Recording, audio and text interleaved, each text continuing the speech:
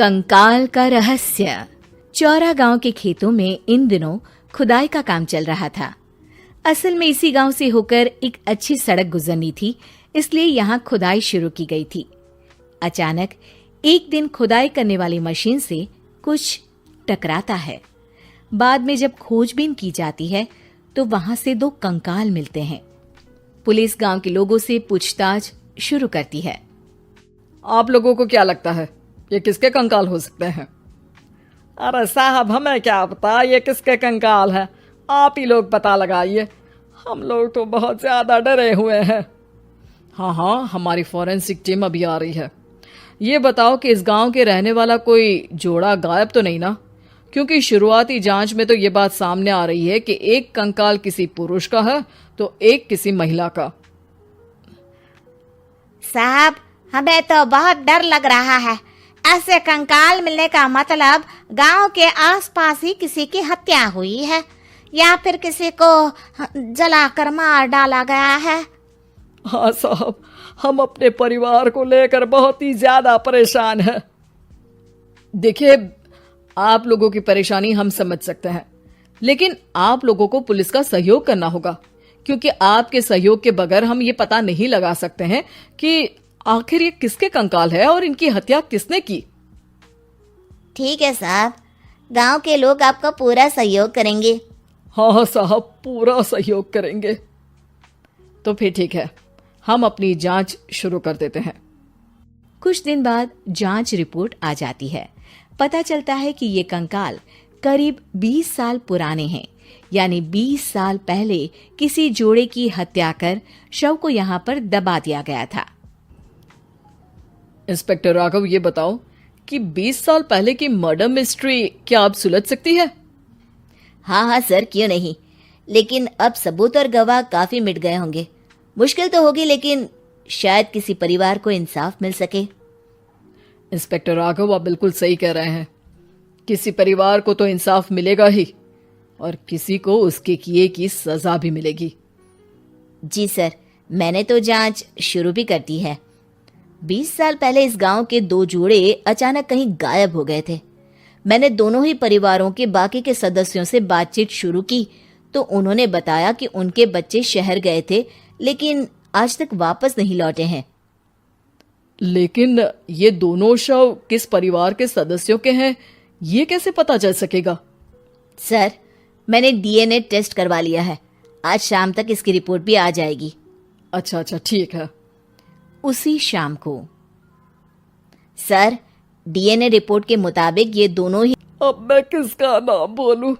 मेरी तो किसी से दुश्मनी नहीं थी, बस मेरे बेटे बहू को कोई वापस ला पाता।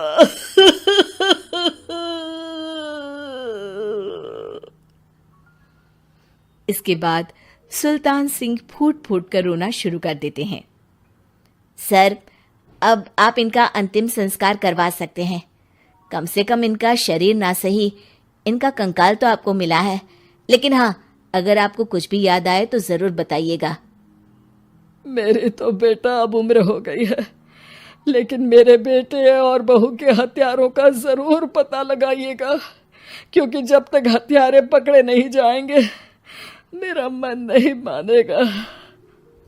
सर, हमारी पूरी कोशिश रहेगी हत्यारे को पकड़ने की। लेकिन एक बात बताइए, उस वक्त आपको किस पर शक गया था? उस वक्त मेरे एक ड्राइवर को पकड़ा गया था, लेकिन सबूतों के अभाव में उसे छोड़ दिया गया था। अच्छा, और ड्राइवर पर कैसे शक हुआ था? क्योंकि उस दिन ड्राइवर छुट्टी पर था।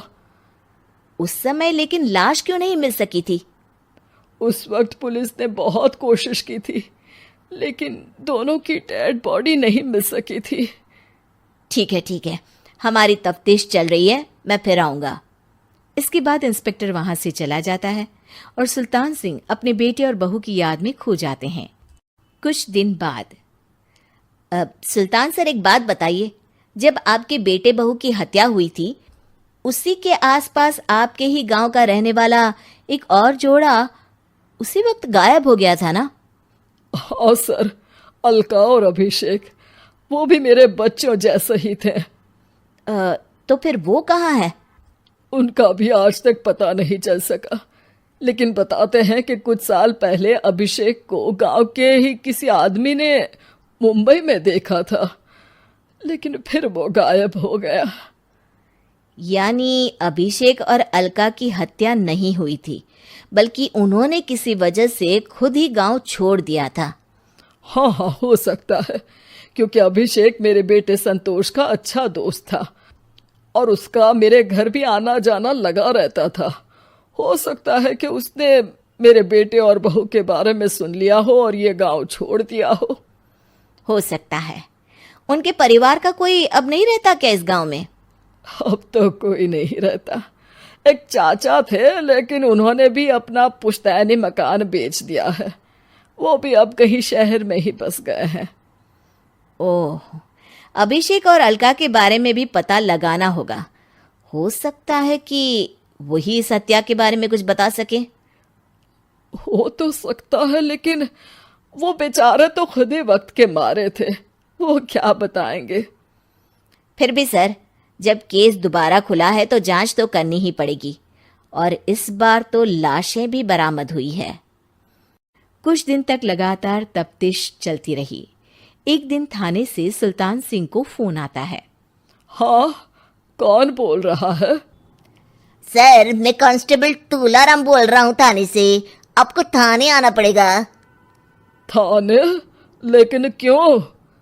सर, किसी की पहचान करवानी है। अच्छा ठीक है, मैं दोपहर तक पहुंचता हूँ। सुल्तान सिंह दोपहर में थाने पहुंचता है। कई पुलिस के अधिकारी वहां मौजूद रहते हैं।